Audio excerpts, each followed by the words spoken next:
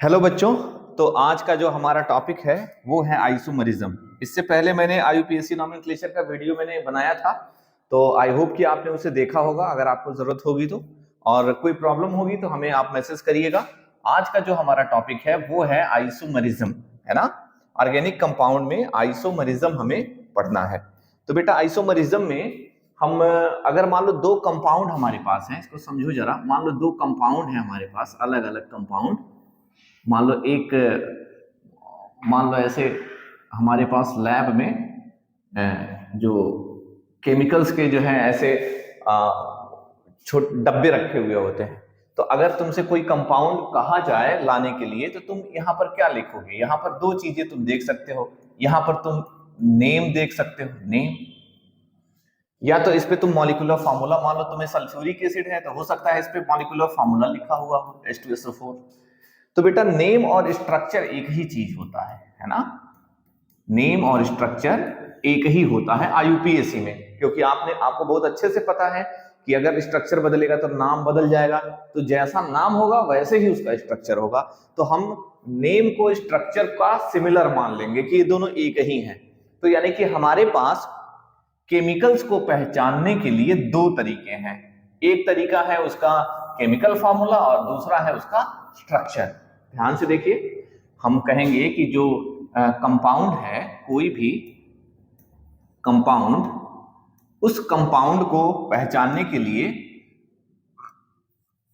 Compound को पहचानने के लिए हमारे पास दो चीजें हैं। एक है उसका केमिकल फार्मूला,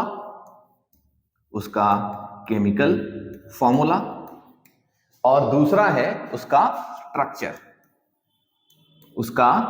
स्ट्रक्चर।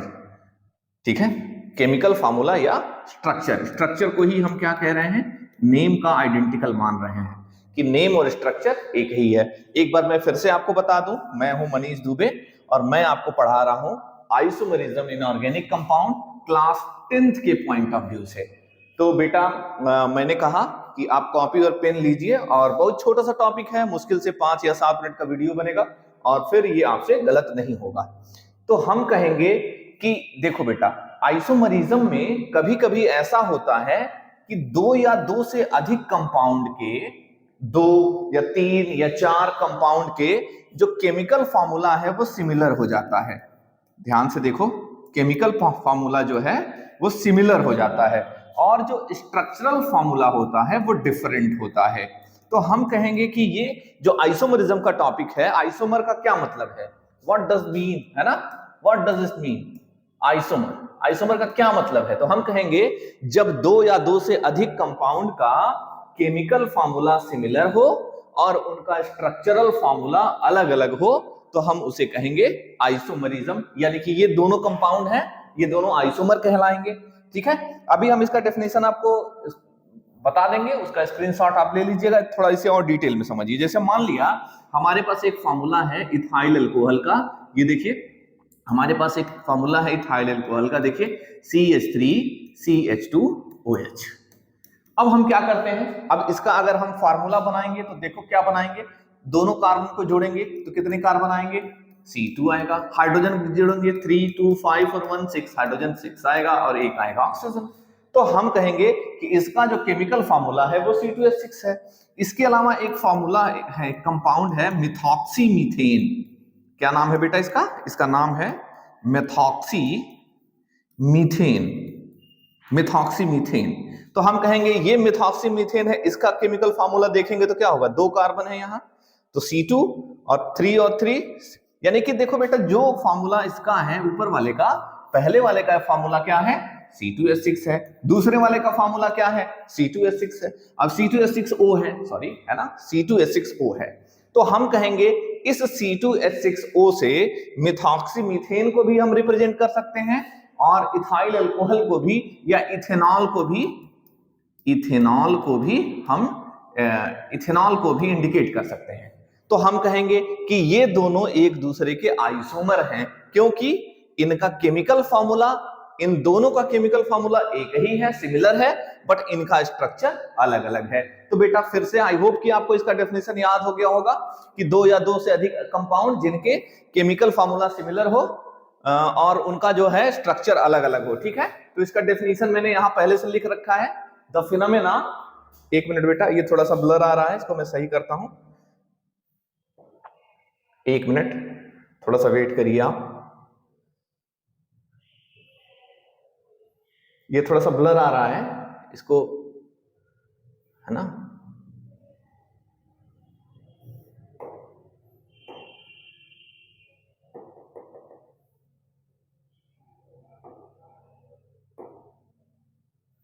चलिए, ये थोड़ा सा ब्लर आ रहा है, लेकिन आई होप कि आपको ये दिख रहा होगा। मैं इसको छोटा कर देता हूं तो ये सही से दिखने लगेगा। मैं यहां इसे छोटा कर देता हूं। देखो बेटा क्या लिखा है, आप उतारिए। The phenomena in which, the phenomena in which more than one compound, हमने दो कंपाउंड का एग्जांपल लिया था, more than one compounds have, है ना, same chemical formula but different chemical structure are called isomers and this phenomena is called isomerism। बेटा एक बार मैं फोकस चेक कर लेता हूं, देखता हूं ये दिखाई दे रहा है कि नहीं। हाँ, दिख तो रहा है, आप इसका स्क्रीनशॉट ले लीजिए।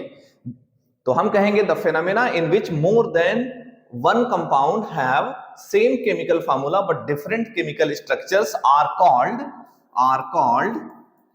called isomers and this phenomena is called isomerism। Clear है? तो बेटा आपको आइसोमरिज्म जो है क्लियर हो गया, समझ में आ गया। ठीक है,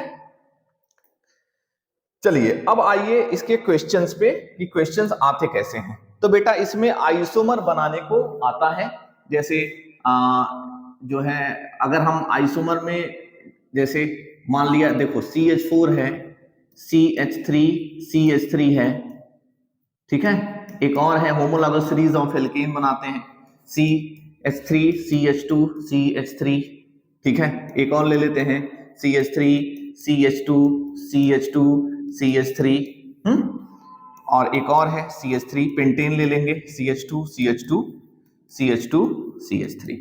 तो बेटा आपको ये होमोलॉगस सीरीज ऑफ एल्केन है, आपको पता है इसका नाम क्या है।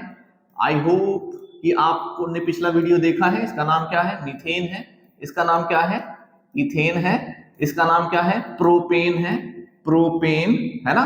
इसका नाम क्या है, एन ब्यूटेन, और इसका नाम क्या है, एन पेंटेन।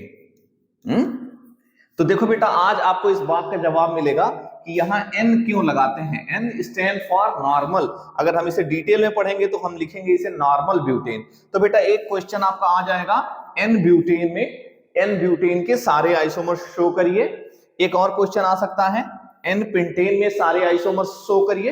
तो आप इसे कैसे शो करेंगे, ठीक है, आइए देखिए इसे शो कैसे करना है। आइए देखिए, जैसे मान लिया ब्यूटेन में आता है, तो बेटा सबसे पहला जो ट्रिक है, इसमें हाइड्रोजन को आपको बिल्कुल भी ध्यान नहीं देना है। आपको मालूम है ब्यूटेन का फॉर्मूला क्या होएगा, C4, हाइड्रोजन यहां गिन लीजिए, या तो आपको ये भी पता है कि जो एल्केन है उनका फॉर्मूला क्या होता है, CnH2n+2। तो इस हिसाब से n का डबल 4 2 8 और 2 10, H10 होगा। ठीक है, तो इसके आइसोमर्स बनाने के लिए हमें क्या करना है, सबसे पहला तो सारे कार्बन को सीधे सीधे जोड़ देना है। तो 4 कार्बन है, सीधे सीधे जोड़ दिया, एक आइसोमर ये बन गया। और इस पे क्या किया हमने, नंबरिंग कर दी। नंबरिंग करने पे क्या आएगा, 1 2 3 4। अब हमें क्या करना है, चौथे नंबर वाला कार्बन हटा देना है अपनी जगह से। तो चौथे नंबर वाला जब हटेगा तो कितने कार्बन बचेंगे, 3 कार्बन। अब हम क्या करेंगे बेटा, इनको यहां देखिए, जैसे मान लिया 1 2 3 है, ये बचा है हमारा। जैसे यहाँ पे नंबरिंग करेंगे तो 1 2 3 बचेगा, एक कार्बन हट गया है। तो देखो बेटा अगर हम यहां लगाएंगे कार्बन, तो यहां कार्बन हम नहीं लगा सकते।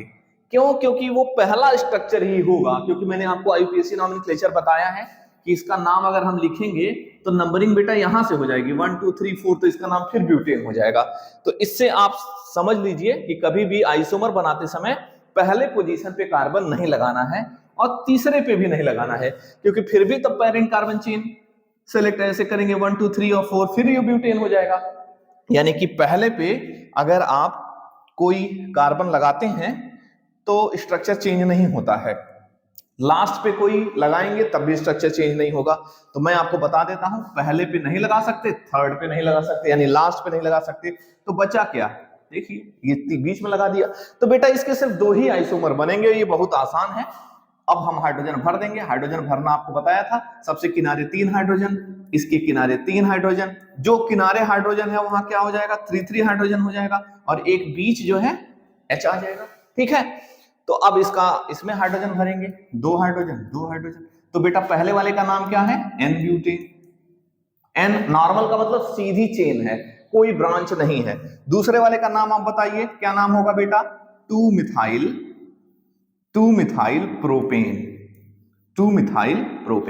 Then you can say that there are 2 isomer for C4H10. First is N-butane and the second is 2-methyl propane.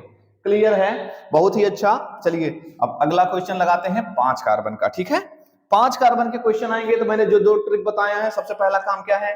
Formula लिख लेना है। तो फॉर्मूला लिखेंगे, क्या होगा? C5H12। ठीक है, दुगने से 2 अधिक। ठीक, कैसे बनेगा? पहले काम सीधे सीधे कार्बन लगाएंगे, 1 2 3 4 5, नंबरिंग कर देंगे, है ना? अलग पेन से करते हैं, 1 2 3 4 5। बताइए कौन सा कार्बन हटाना है? लास्ट वाला कार्बन हटाएंगे तो कितने कार्बन बचेंगे? 4 कार्बन, 1 2 3 4। अब क्या करेंगे? पहले पे नहीं लगाना है, दूसरे पे नहीं लगाना है। मैं फिर से बताता हूं, पहले पे नहीं लगा सकते, अभी मैंने समझाया। लास्ट पे नहीं लगा सकते, नंबरिंग करेंगे 1 2 3 4। अब क्या होगा? दूसरे पे लग जाएगा, तो ऑब्वियसली दूसरे पे लग जाएगा। It is the second isomer. Third isomer कैसे बनाएंगे? थर्ड आइसोमर बनाने के लिए नंबरिंग देखो बेटा, हम यहाँ पहले कर लेते हैं। नंबरिंग के लिए हमने येलो यूज किया, येलो द टीफ येलो, 1 2 3 4। ठीक, तो अब हमने 2 पे किया है। अब आप सोचिए जरा, 3 पे लगा सकते हैं कि नहीं? देखिए जरा, 1 2 3 4।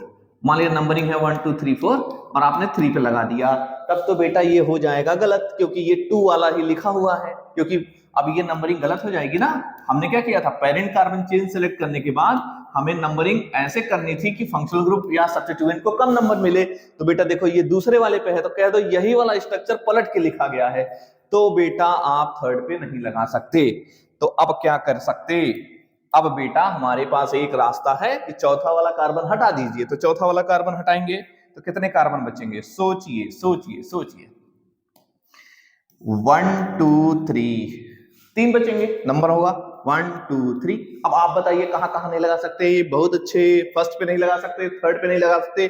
2 कार्बन है, दोनों को लगा देंगे हम सेकंड पर, और हाइड्रोजन भर देंगे। हाइड्रोजन भर दीजिए। देखिए क्या है?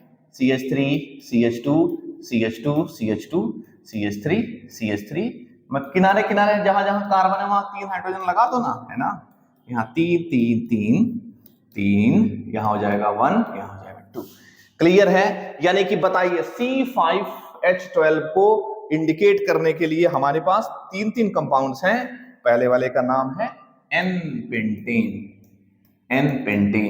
ठीक है, दूसरे वाले का नाम 2 मिथाइल ब्यूटेन। तीसरे वाले का नाम 2,2 मिथाइल प्रोपेन, 2,2 डाइमिथाइल प्रोपेन। ठीक है, ये नाम लिखना आपको आ गया।